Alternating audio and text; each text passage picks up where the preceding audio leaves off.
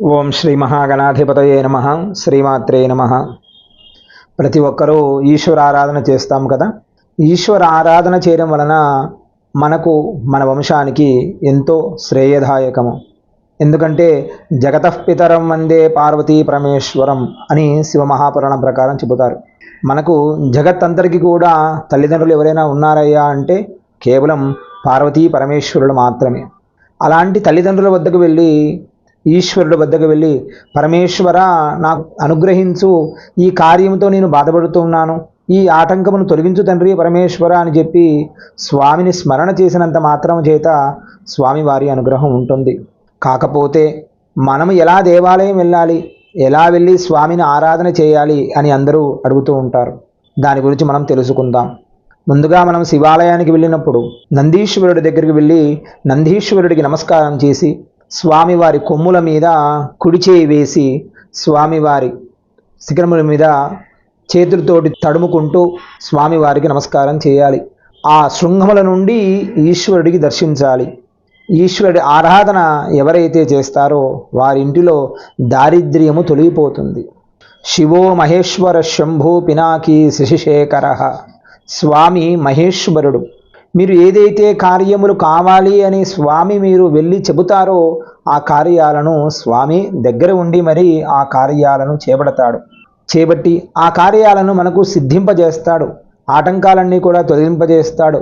పరమేశ్వరుడికి ఒక పేరు ఉన్నది, స్థానువు అంటారు స్వామిని. స్థానువు అంటే ఏమిటి? స్థానువు అంటే కదలని వాడని స్థానువు అంటారు. అంటే ఏమిటి?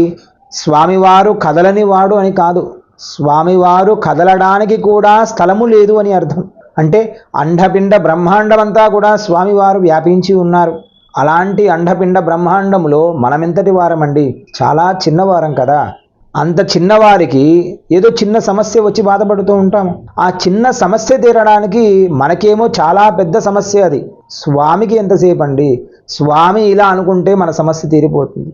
కాబట్టి మీరు వెళ్ళి స్వామిని అడిగే విధానం కూడా మారాలి. పరమేశ్వర, నన్ను ఈ కార్యం నుండి గట్టెక్కించు, నాకు ఈ కార్యం తప్ప ఇంకొక కార్యం నాకు తెలియదు, ఈ ఆటంకం ఏదైతే ఉన్నదో ఆ ఆటంకాన్ని నాకు తొలగిస్తే నా జీవితాంతం ఆనందంగా ఉండగలుగుతాను అని అనుకొని స్వామివారికి నమస్కారం చేయాలి. స్వామివారి మీద పంచామృతాభిషేకం చేయాలి. పాలు, పెరుగు, తేనె, నెయ్యి, చక్కెర, ఏ అభిష్టములు అయితే మీరు కోరుకుంటూ ఉన్నారో ఆ అభిష్టముల మీద ఒక్కొక్క రసాలు ఉన్నాయి.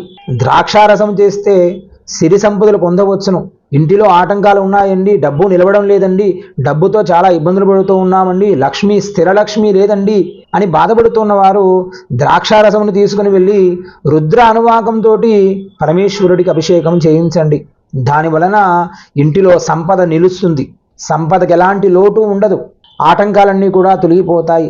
డబ్బుకు సంబంధించిన ఏదైతే ఆటంకాలన్నీ మనకు ఇబ్బంది పెడుతూ ఉన్నాయో ఆటంకాలన్నీ కూడా తొలగిస్తాడు ఈశ్వరుడు. అంతేకాకుండా మనము శరీరానికి సంబంధించిన బాధలు ఏదైతే బాధపడుతూ ఉంటామో, ఆరోగ్యానికి సంబంధించిన బాధలే కానీ, మృత్యువుకు సంబంధించిన బాధలే కానీ, గండాలే కానీ, ఏదైనా కానీ ఆరోగ్యానికి సంబంధించిన బాధలు పడుతూ ఉన్నప్పుడు పరమేశ్వరుడికి నువ్వుల నూనెతోటి మహామృత్యుంజయ పాశుపత అభిషేకం చేయించిన దాని వలన కూడా ఆరోగ్యం బాగుంటుంది. ఆ విషయం కూడా మనం తెలుసుకోవాలి. అది కూడా రుద్ర సంపుటీకరణంతో అభిషేకం చేస్తే స్వామివారు ఆనందిస్తారు. మన కోరిక స్వామివారు నెరవేరుస్తాడు. ఈ విషయాన్ని కూడా మీరు గమనించండి. మీరు దేవాలయానికి వెళ్ళినప్పుడు స్వామి దగ్గర అవకాశం ఉన్నంత వరకు శబ్దం లేకుండా వెళ్ళాలి. దేవాలయానికి వెళ్ళినప్పుడు ప్రదక్షిణ చేసేటప్పుడు కానీ స్వామి ఆలయంలో ఉన్నంత వరకు కూడాను శబ్దం లేకుండా ప్రదక్షిణ చేసి శబ్దం లేకుండా అక్కడ నుండి బయటికి రావాలి. గంట కొడతాము, గంట కొట్టి ఎందుకు, స్వామి నేను వచ్చాను తండ్రి అని చెప్పి స్వామికి నమస్కారం చేస్తాము. కానీ మీరు నడిచిన పాదాల శబ్దం కూడా స్వామికి వినపడకూడదు. కొందరు దబదబద నడుచుకుంటూ వెళ్ళిపోతూ ఉంటారు, అది తప్పు. మనము వచ్చాము అన్న సంగతి స్వామికి తెలుసు. ఆయనకు చెప్పాం కదా ఇందాక, చీమైనా గుట్టదంటారు కదా స్వామికి తెలియకుండా.